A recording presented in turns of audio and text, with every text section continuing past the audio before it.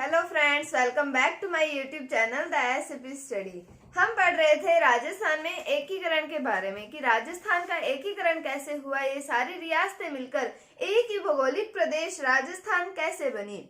तो उसके अंदर हमने कल ये पढ़ा कि इसका एकीकरण 7 चरणों में हुआ था और हमने ये भी पढ़े कि किन किन ने पहले प्रयास किए, किन किन लोगों ने प्रयास किए कि हम राजस्थान में रियासतों का विलय करें, या फिर रियासतों के विलय की बात भी किन किन ने कही थी। उसके बाद में हमने बात की कि भारत सरकार द्वारा रियासती सचिवालय का निर्माण किया गया और उसमें ये बताया गया, रियासती सचिवालय के द्वारा ये बताया गया कि वे रियासतें जिनकी आय जो है वो 1 करोड़ रुपए से ज्यादा हो और जिनकी जो जनसंख्या है वो 10 लाख से ज्यादा होगी, वो स्वतंत्र रियासत के रूप में रह सकती है।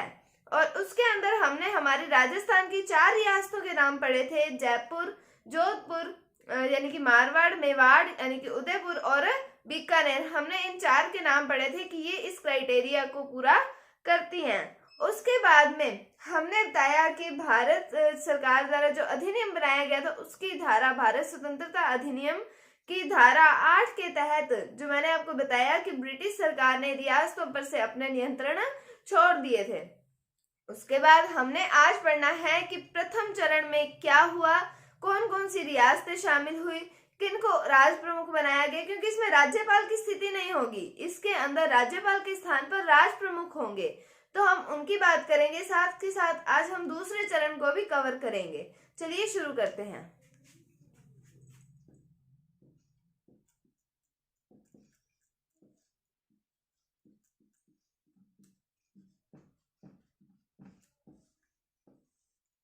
तो हम बात करते हैं प्रथम चरण की।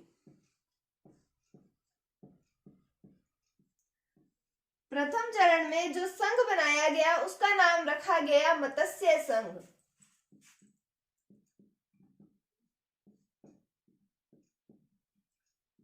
ये नाम जो रखा गया ये के.एम. मुंशी की सिफारिश पर रखा गया था और ये मत्स्य संघ का निर्माण हुआ था 18 मार्च 1948 ईस्वी को। 18 मार्च 1948 को मत्स्य संघ का निर्माण हुआ था। तो मैंने आपको बताया कि ये जो मत्स्य संघ नाम रखा गया ये किसकी सिफारिश पर रखा गया, के.एम. मुंशी की सिफारिश पर। अब इसके अंदर जो रियासतें शामिल की गई उनके नाम हम देखते हैं।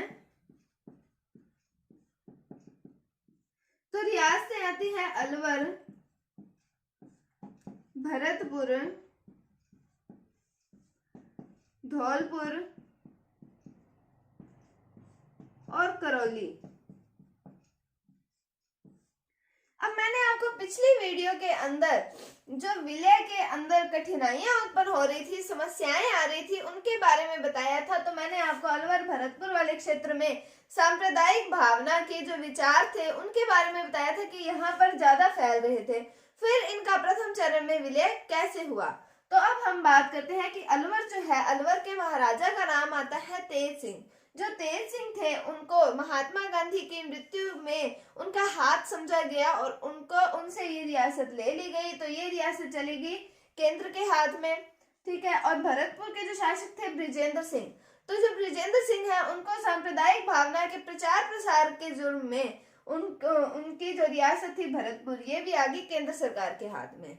तो अब ये 2 रियासतें तो उनके पास आ ही गई हो, तो उन्होंने सोचा कि धौलपुर और जो करौली है ये छोटी छोटी रियासतें हैं, इनसे भी जो धौलपुर और करौली छोटी छोटी रियासतों को इनमें मिला दिया जाए अलवर और भरतपुर में, और इसकी एक संघ का निर्माण कर दिया जाए। तो इससे निर्माण हुआ मत्स्य संघ का। तो इसके अंदर 4 रियासतें सम्मिलित की गई, साथ में एक ठिकाने को भी जोड़ा गया। तो ठिकाना आता है नीमराणा। तो नीमराणा ठिकाने को भी इसमें जोड़ा गया।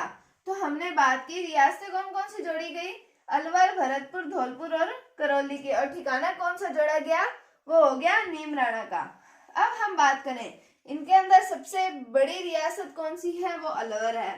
तो अलवर को बनाया गया राजधानी। तो अगर पूछा जाए कि मत्स्य संघ की राजधानी कौन सी थी, तो वो थी अलवर। उसके बाद में हम बात करते हैं इसके उद्घाटन की। उद्घाटन, तो जैसे मैंने आपको बताया कि इसका निर्माण कब हुआ, 18 मार्च 1948 को। तो इसका उद्घाटन भी हुआ था 18 मार्च 1948 को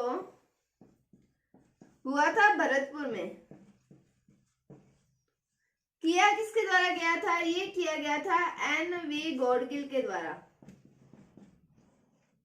एन.वी. गॉडगिल यानी कि नरहरि विष्णु गॉडगिल के द्वारा इसका उद्घाटन किया गया था। तो पहले उम्मीद है आपको ये सारा मैटर समझ आ गया होगा। मैं आपको रिपीट कर देती हूँ कि प्रथम चरण में निर्माण हुआ मत्स्य संघ का, के.एम. मुंशी की सिफारिश पर इसका नाम मत्स्य संघ रखा गया और मत्स्य संघ का निर्माण हुआ 18 मार्च 1948 ईस्वी को। फिर हमने बात की इसके अंदर कौन कौन सी रियासतें सम्मिलित की गई, तो अलवर, भरतपुर, धौलपुर और करौली, साथ में एक ठिकाना था, कौन सा था वो, नीमराणा ठिकाना। फिर उसके बाद में हमने बात की कि अलवर सबसे बड़ी रियासत थी इनमें, तो इसको बनाया गया राजधानी और इसका उद्घाटन किया गया 18 मार्च 1948 को भरतपुर में एन.वी. गॉडगिल के द्वारा किया गया था। उसके बाद हम आगे बात करते हैं इसके अंदर राज प्रमुख किसे बनाया गया, उप राज प्रमुख किसे बनाया गया, प्रधानमंत्री और उप प्रधानमंत्री किसे बनाया गया। तो सबसे पहले हम राज प्रमुख की बात करते हैं। तो राज प्रमुख बनाया गया उदयभान सिंह को।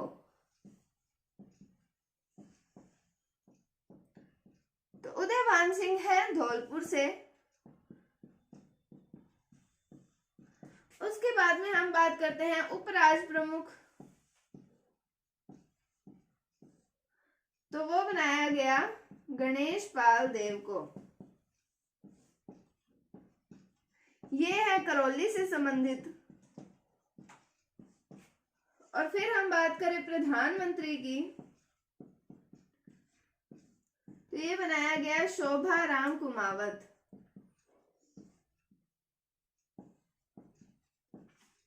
ये है अलवर से। फिर हम बात करें उप प्रधानमंत्री, तो वो बनाया गया जुगल किशोर चतुर्वेदी को।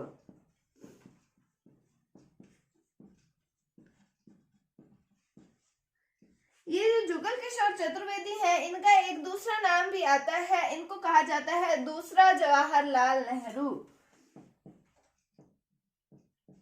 दूसरा जवाहरलाल नेहरू।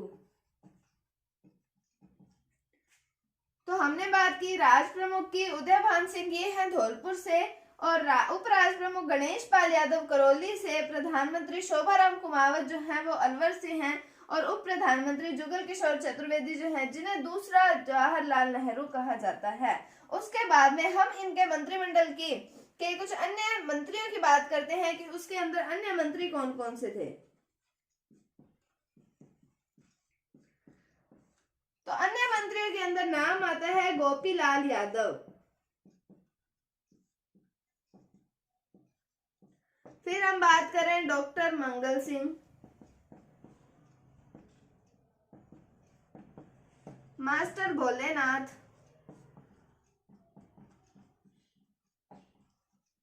और चिरंजी लाल शर्मा।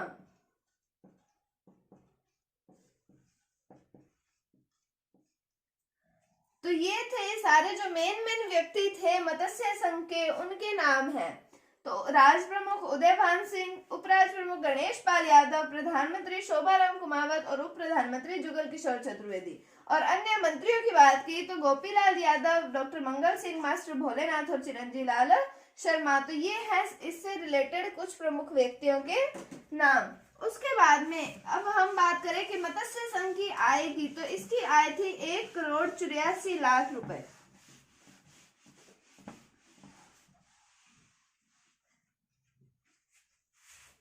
तो हम इसकी आय की बात करें तो आय है 1,84,00,000। फिर हम बात करें मत्स्य संघ की जो जनसंख्या है, जो ये 4-5 क्षेत्रों को मिलाया गया है, 4 रियासतें और एक ठिकाने को, तो उसकी जो जनसंख्या है उसकी अगर हम बात करें तो वो है 18,37,994। ये है जनसंख्या। फिर हम बात करते हैं कि अब जो अलवर, भरतपुर, धौलपुर और करौली और नीमराना ठिकाने, ये इनके जो शासक हैं वो जो है उन्होंने अपनी गद्दी पर से अधिकार छोड़ा है, तो उनको उनके एवज में कुछ पेंशन दी जाती है जिसे कहा जाता है प्रीवीपर्स। तो उनको मिले थे प्रीवीपर्स। अब हम ऐसे भी देखें कि अगर हम कोई गवर्नमेंट जॉब लगते हैं, अगर हम उससे रिटायर हो जाते हैं तो फिर हमको पेंशन भी मिलती है उसकी। उसी प्रकार ये एक तरीके से रिटायर ही हो गए थे, तो इनको प्रीवीपर्स मिले थे। वो एक बारी में ही इनको रुपए मिले थे। किसके द्वारा दिए गए थे? वो दिए गए थे भारत सरकार के द्वारा। तो अब हम उनकी बात करते हैं। तो ये हर मतलब क्षेत्र के जो हमने 4-5 नाम पढ़े थे, उन सबके जो शासक थे उनको दिए गए थे। फिर हम बात करते हैं अलवर की। अलवर के शासक मैंने आपको बताया तेज सिंह। इनको मिले थे 5,20,000। फिर भरतपुर के शासक आते हैं बृजेंद्र सिंह। इन्हें मिले थे 5,02,000।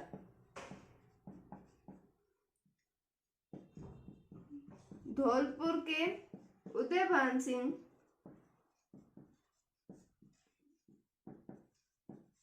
इन्हें मिले थे 2,64,000। और करौली के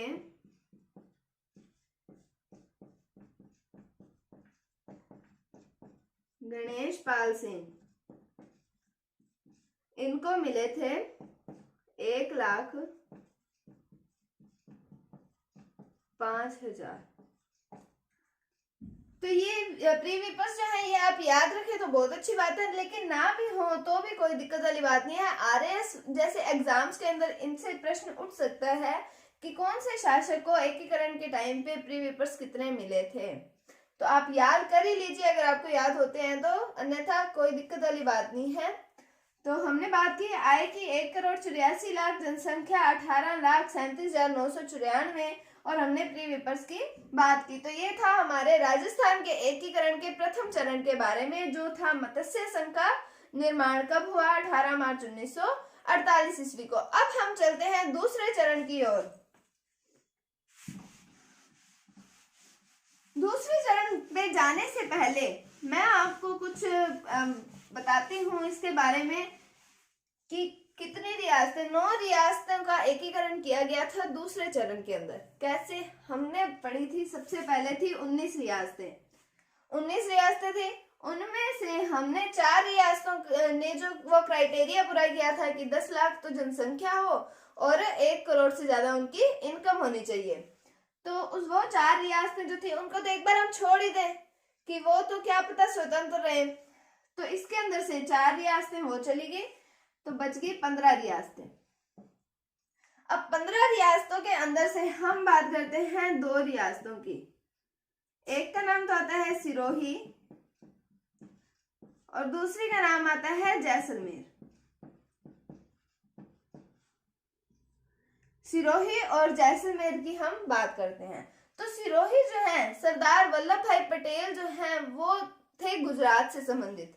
तो वो चाहते थे कि हम सिरोही को गुजरात में इंक्लूड करें। सिरोही का जो इंटीग्रेशन है, एकीकरण है, वो किया जाए गुजरात में। क्यों? क्योंकि यहाँ पर आबू पर्वत है, तो यहाँ पर जो टूरिस्ट प्लेस है वो ज्यादा हो सकता है आबू पर्वत के होने के कारण। इसलिए अगर उसको गुजरात में ऐड करेंगे तो गुजरात के अंदर टूरिस्ट ज्यादा आएंगे और उनकी इनकम में वृद्धि हो जाएगी। इसलिए जो सरदार वल्लभ भाई पटेल थे वो सिरोही का विलय चाहते थे गुजरात में। फिर हम बात करते हैं जैसलमेर की। जैसलमेर के जो शासक थे उन्होंने तो ये बात सीधी सीधी कह दी थी कि जैसा जोधपुर के शासक करेंगे वैसे ही मैं करूंगा। अगर जोधपुर कहेगा कि मैं पाकिस्तान में मिलना चाहता हूं तो वो पाकिस्तान में मिल जाएंगे, अगर वो कहे कि मैं भारत में मिलना चाहता हूं तो हम भारत में मिल जाएंगे। तो ये 2 रियासतें फिर गई, तो बच गई अपने पास में 13 रियासतें। अब 13 में से मैंने आपको बताया कि अलवर के जो शासक थे तेज सिंह, उनको गांधी जी की हत्या के जुर्म में उसके अंदर उनका हाथ समझा गया कि उनका हाथ है उस हत्या के अंदर। तो वो जो एरिया था अलवर वाला वो आ गया था केंद्र के हाथ में, और भरतपुर के जो ब्रिजेंद्र सिंह थे, वो भी उनका भी यही था कि सांप्रदायिक भावना के प्रचार प्रसार के कारण तो फिर उनसे भी उनका क्षेत्र ले लिया गया था भरतपुर। तो ये 2 रियासतें आ गई अपने पास थे, तो बच गए 11 क्षेत्र। फिर हमने पहले चरण के अंदर पढ़ा कि अलवर भरतपुर के साथ धौलपुर और करौली को मिला दिया गया और बना दिया गया मत्स्य संघ। तो वो 2 रियासतें फिर कट गई, तो बच गई हमारे पास कुल 9 रियासतें।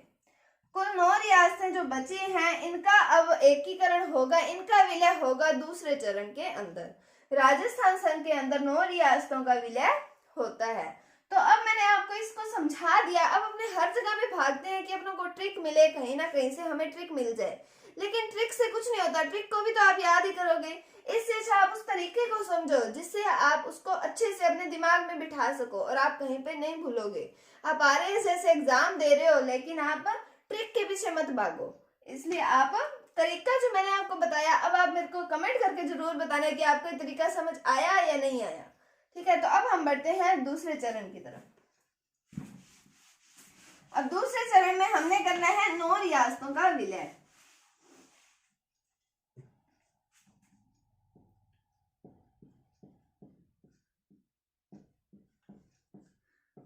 दूसरे चरण के अंदर होगा राजस्थान संघ का निर्माण।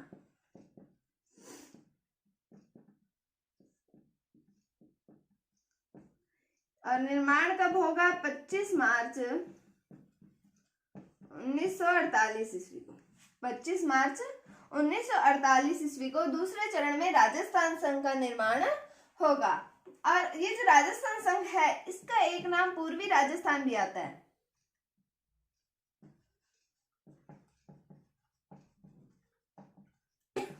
लेकिन मोस्टली इसको राजस्थान संघ के नाम से ही जाना जाता है।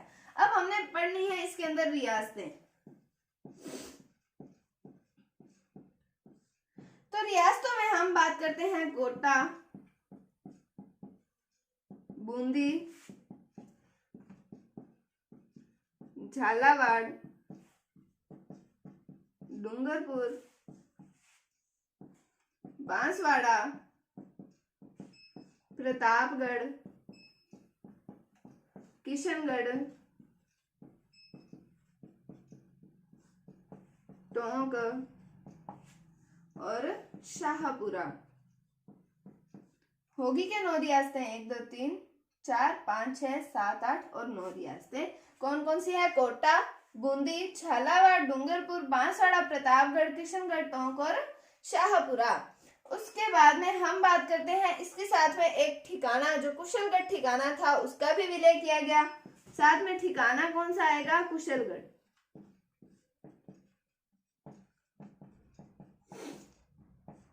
हमने मत्स्य संघ में पढ़ा कि नीमराणा ठिकाने का विलय हुआ, और इसके अंदर पढ़ा द्वितीय चरण के अंदर राजस्थान संघ में कुशलगढ़ ठिकाने का विलय हुआ। उसके बाद में हम इसके उद्घाटन की बात करते हैं।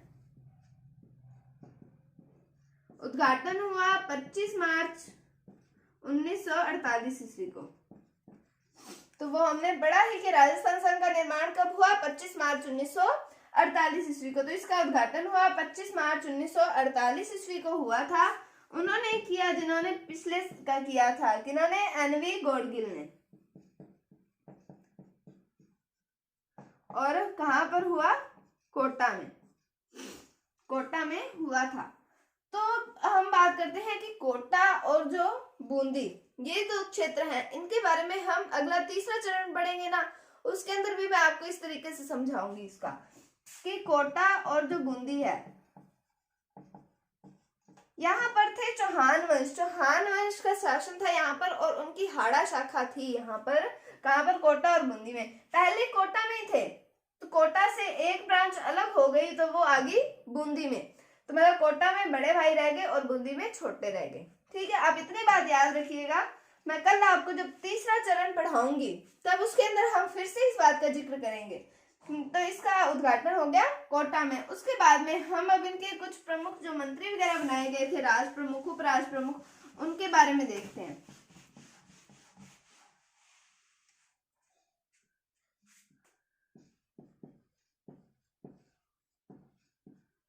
तो राज प्रमुख बनाया गया भीम सिंह को। ये है कोटा के शासक। इसे देख के आप पहली बात तो समझ ही गए होंगे कि मैंने आपको वो क्यों बताया कि कोटा और बूंदी, वो कहते हैं हम हैं तो एक ही शाखा के। तो आपने कोटा को राज प्रमुख बना दिया, कोटा के शासक भीम सिंह को, और हमें कोई पोजीशन नहीं दी। इसलिए हम आगे फिर ये अपना बूंदी वाला जो शासक आएंगे वो आगे जाएंगे मेवाड़ के पास, और वो हम कल पढ़ेंगे तीसरे चरण के अंदर। तो राज प्रमुख बनाया भीम सिंह को, कोटा के जो है भीम सिंह। और फिर हम बात करते हैं वरिष्ठ उपराज प्रमुख। एक हम वरिष्ठ राज प्रमुख के बारे में पढ़ेंगे और एक हम कनिष्ठ उपराज प्रमुख के बारे में।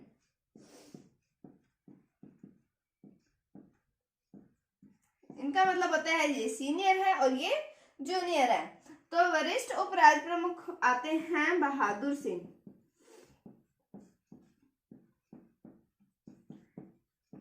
ये भी कोटा से हैं।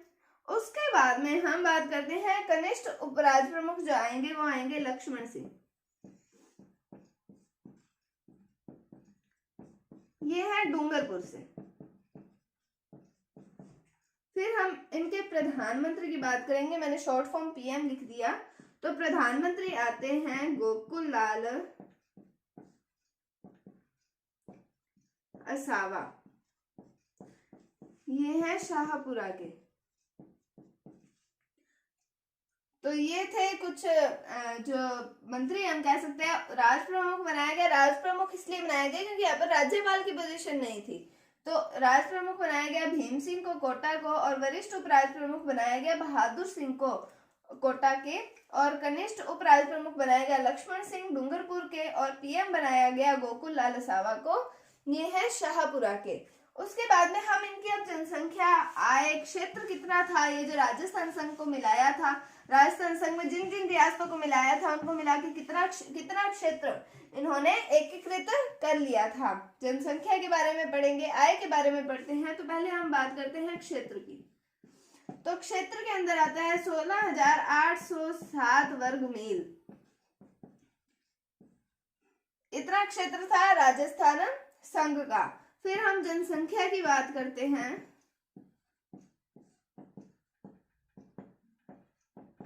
23,34,220 ये थी जनसंख्या। फिर हम आय की बात कर लेते हैं। तो आय है 1,90,00,000। 1,90,00,000। तो क्षेत्र की बात की 16,807 वर्ग मील, और जनसंख्या 23,34,220, और आय की बात की हमने तो 1,90,00,000 इनकी आय थी। अब हम इनके प्री पेपर्स की बात कर लेते हैं, जो इनको पेंशन दी गई थी भारत सरकार के द्वारा, उसकी हम बात कर लेते हैं।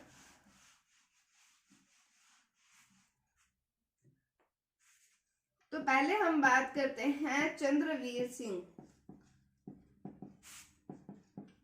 ये है बांसवाड़ा के। इनको मिले थे 1,26,000। फिर हम बात करते हैं बहादुर सिंह। ये बूंदी के हैं। सॉरी, मैंने आपको जो वरिष्ठ उपराज प्रमुख बताए थे ना, वो जो बहादुर सिंह बताए थे वो बूंदी से हैं। तो ही उनके अंदर डिस्प्यूट हुआ था कि कोटा के जो शासक हैं उन भीम सिंह, उनको तो आपने बना दिया राज प्रमुख, और जो वरिष्ठ उपराज प्रमुख बनाए गए थे बहादुर सिंह, वो है बूंदी से। सॉरी, मैंने आपको थोड़ा सा, मेरे से मिस्टेक हो गई, लेकिन वो बूंदी से थे। कौन से? बहादुर सिंह। इनको दिया गया 2,81,000। फिर हम बात करें लक्ष्मण सिंह। ये है डूंगरपुर से। ये 1,98,000। हरीश चंद्र सिंह झालावाड़ 1,36,000। सुमेर सिंह किशनगढ़ इनको मिले थे 1,36,000। अब हम बात करते हैं भीम सिंह, ये हैं कोटा के, इनको मिले थे 7 लाख। और फिर हम बात करते हैं अंबिका प्रताप सिंह,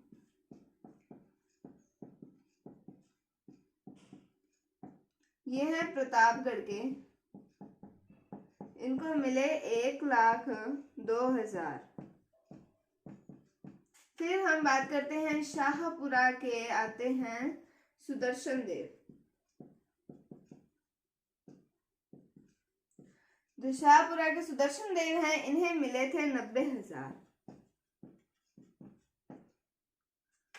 तो हमने बात की पहले चंद्रवीर सिंह की बांसवाड़ा 1,26,000, बहादुर सिंह बूंदी वो है 2,81,000। और फिर हमने बात की लक्ष्मण सिंह डूंगरपुर 1,98,000 और हरीश चंद्र झालावाड़ 1,36,000 और सुमेर सिंह किशनगढ़ 1,36,000, इनको मिले थे। भीम सिंह कोटा, इनको सबसे ज्यादा 7 लाख रुपए मिले थे। और अंबिका प्रताप सिंह जो प्रतापगढ़ के हैं वो ने 1,02,000 रुपए और सुदर्शन देव जो शाहपुरा के हैं इन्हें सबसे कम 90,000 मिले थे। एक और आते हैं टोंक के, टोंक के आते हैं नवाब अजीजुद्दौला, ये हैं टोंक के, इन्हें मिले थे 2,78,000। तो नवाब अजीजुद्दौला जो हैं टोंक के, इन्हें मिले थे 2,78,000 प्री विपर्स मिले थे।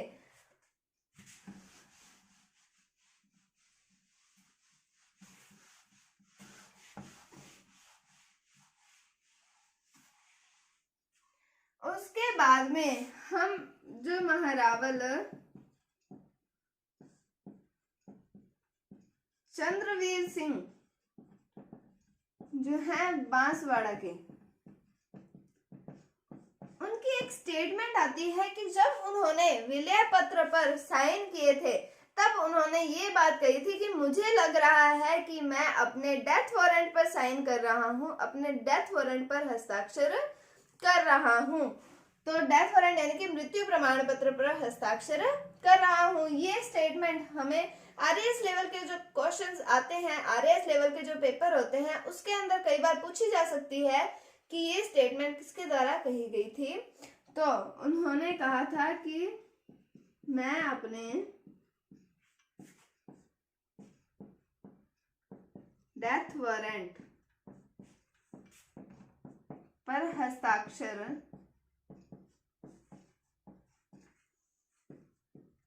कर रहा हूं। तो ये था राजस्थान एकीकरण का दूसरा चरण, जिसका नाम हमने पढ़ा राजस्थान संघ। कब बना? 25 मार्च 1948 ईस्वी को। उम्मीद है आपको ये 2 चरण समझ आए होंगे। आप इसको रटो मत, आप इसको समझ के करो। समझ के करोगे तो आपको आसानी से याद हो जाएगा सारा कुछ। इसको रिवाइज करो, रिपीट करो, लेकिन रटो मत आप इसे। तो उम्मीद है आपके टॉपिक समझ आया होगा। अगर आपको कोई भी डाउट है तो आप कमेंट सेक्शन में पूछ सकते हैं। अगर आपको वीडियो थोड़ी सी भी अच्छी लगी है तो इसे लाइक कीजिए, शेयर कीजिए और चैनल पर नए हैं तो इसे सब्सक्राइब जरूर कीजिए। Thank you, thanks for watching, bye bye.